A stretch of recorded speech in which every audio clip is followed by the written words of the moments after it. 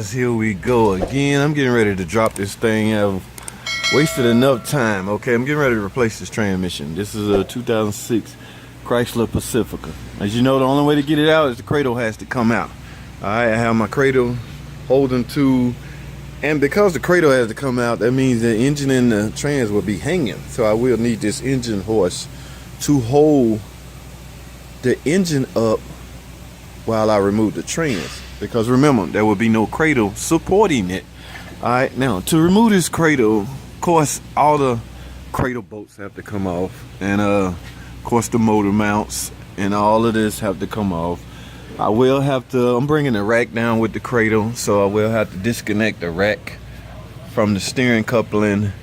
I will have to, because yeah, these brake lines, we'll have to disconnect these from the master cylinder. Only two, this one and this one.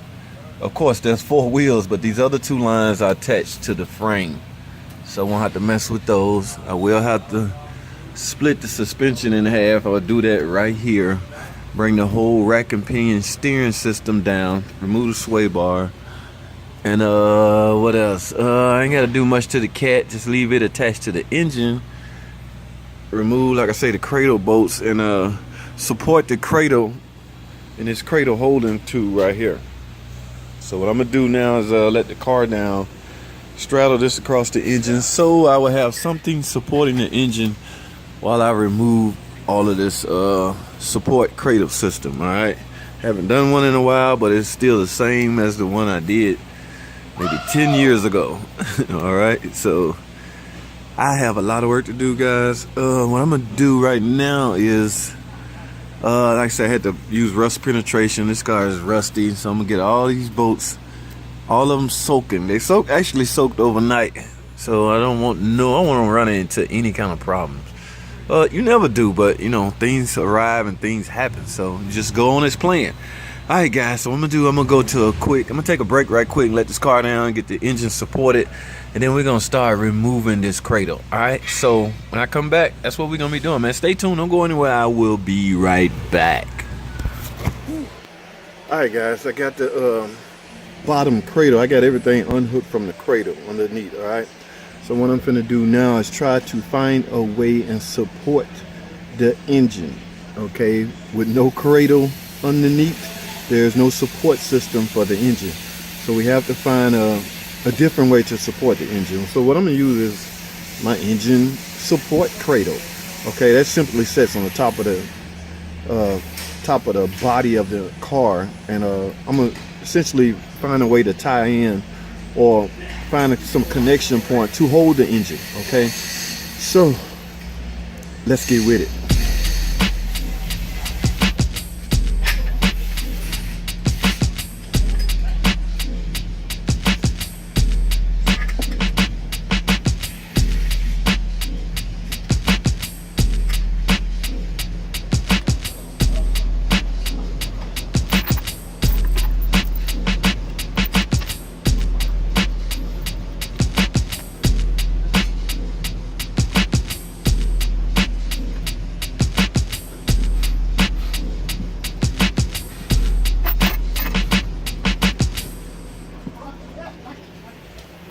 Alright, guys, I got everything bolted up, locked up, got the engine cradle to where it's actually off the frame. I just jacked it up so it'll be off. So now it's time to drop the cradle. Once we get the cradle dropped, I'm gonna let it back up and then remove the transmission, and pretty much home free. Alright, so let's get with it, man.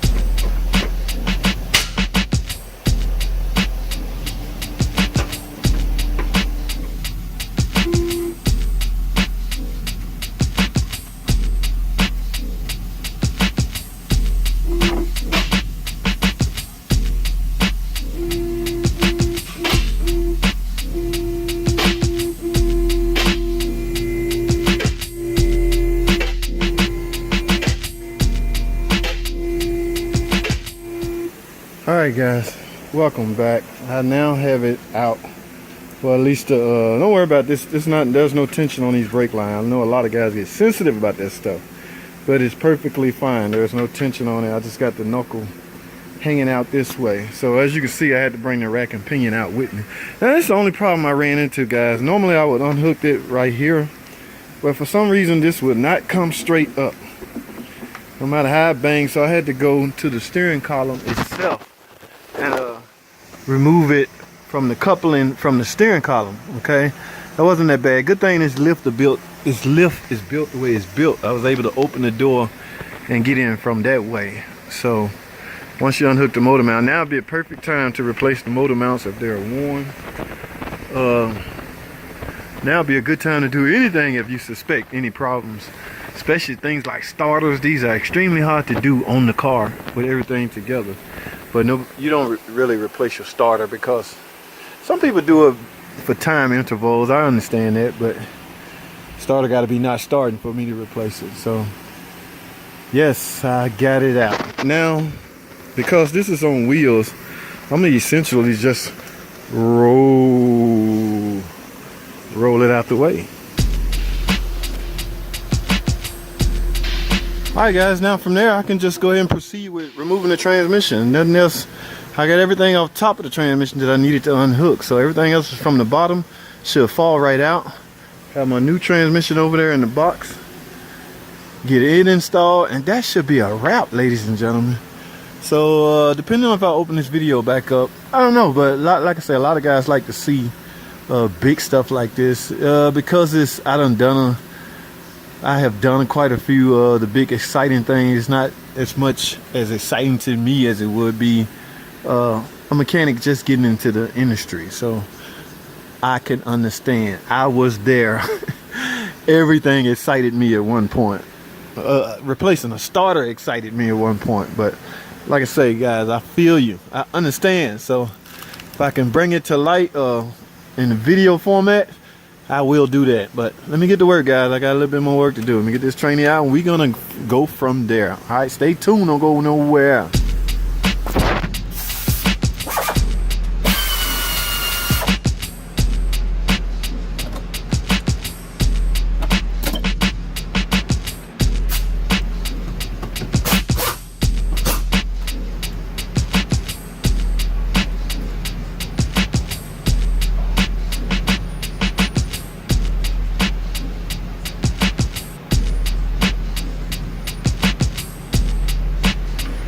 Alright guys, I got it out. Well, it's still dropping out, but pretty much a done deal now, guys. I finally got it out. Okay, and like I say, the only hardest part about this whole job was just getting the cradle off, and that really wasn't that hard. But I got beat up by this bolt right here. I don't think that bolt's going back in. At least not at that length. It's catching on this little bracket right here, and it gave me a hard time. But for the most part, this job is coming to a conclusion. I'm so glad. I am sick of this car. Guys, you got to be extremely careful with this flywheel. And now is as good a time as any to check this flywheel and the rear main seal. You do not want to have to go through all this just to replace a flywheel and or a rear main seal. So if there's any sign of oil leaking, go ahead and do it right now. God forbid you have to take this back out, or you wrestle. A lot of people wrestle to get the transmission out, and they ding up this flywheel. This flywheel is very important, man. You know, the crank sensor reads the tone wheel on the flywheel. Tells the computer as far as which cylinder to fire and things like that. So you cannot be dinging up on this. I know it's hard to get some transmission out, but if you ding this up, man, it's just, then you may ding it up going back in. So you just got to be extremely careful and have a little patience, man. Transmission work is semi like trim work. You got to have patience or it would drive you cuckoo. Alright guys, I'm gonna wrap this video up. I know this video a good 10-15 minutes long, so I got it out. Now y'all know how I am. The installation process is merely a reversal of the removal process. So whatever you did to get something out, pretty much what you're gonna have to do to get it back in. So I will not film the installation, you know, unless something important come up that I think you need to see. I will pull out the camera then, but for the most part, we're gonna wrap this video up because all I'm doing is replacing it. So I'm not reconditioning, I'm not overhauling it, I'm not putting no parts on it or anything like that. They had a powertrain warranty, a lifetime powertrain warranty on top of that. So that's the only reason why this car is under warranty, believe it or not. Yeah, it is. All right. So thanks for watching. Comment and subscribe. We get this back in. I will see y'all in the next video.